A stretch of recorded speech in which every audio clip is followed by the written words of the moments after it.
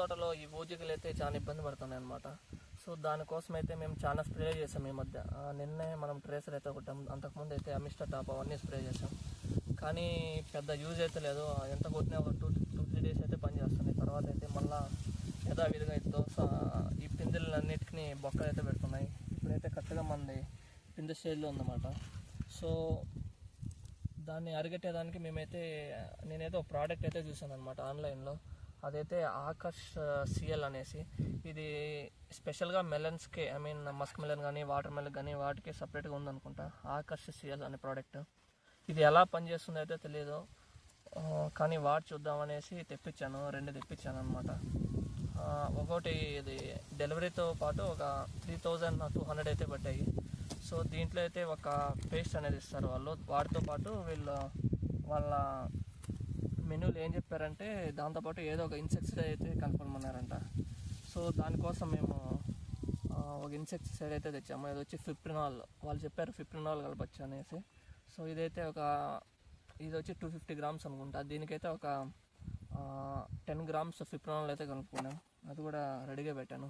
So ఈ 2 కలిపేసి వాళ్ళు చెప్పిన దాని ప్రకారం అయితే ఒక 3 మీటర్స్కో దగ్గర అయితే ఆ పేస్ట్ అనేది పెడితే మంచిదని చెప్పారు. సో ఇది దోస కాబట్టి ఒకవేళ మామిడి తోటలు అలా తోటలు అయితే వాటికైతే మొదలు అట్లా చెట్టుకు మొదలు ఉంటాయి కాబట్టి అక్కడికి పేస్ట్ చేస్తారు. కానీ ఇది దోస కాబట్టి ఇంటి దగ్గర నుంచి అయితే ఒక టైల్స్ మొక్క అయితే తెచ్చాను అనమాట. సో ఆ పేస్ట్ కలిపేసి ఈ టైల్స్ పైన పెట్టేసి ఒక 3 మీటర్స్ ఒక దగ్గర మొదల్లో పెట్టాలని అయితే అనుకుంటాను. సో ఇంకా అదైతే స్టార్ట్ చేస్తాం. ఇప్పుడు ఈ పేస్ట్ అయితే కలుపుకున్నాం దీంట్లో.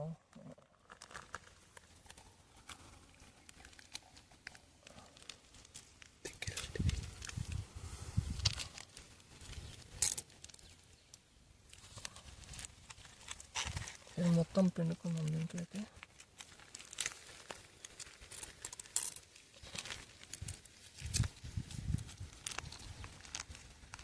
అమ్మ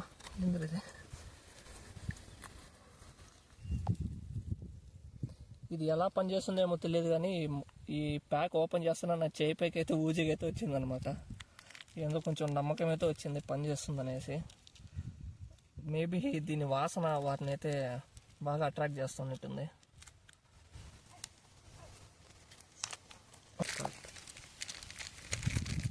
దాంట్లోకి మనం రెడీ చేసుకున్న 10 గ్రామ్స్ ఫిప్రినాల్ అయితే కలుపుకుందాం.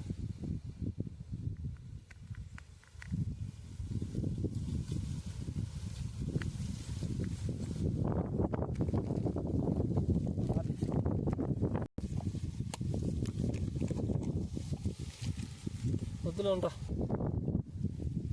ఫైనల్గా దీని కన్సిస్టెన్సీ అయితే ఇలా ఉంది చూడండి. ఇలాగా పేస్ట్ లాగా అయితే ఉందన్నమాట. సో దాన్ని అయితే ఇట్లా కొద్దిగా తీసుకొని ఇట్లాంటి టైల్స్ అయితే తెచ్చాము. సో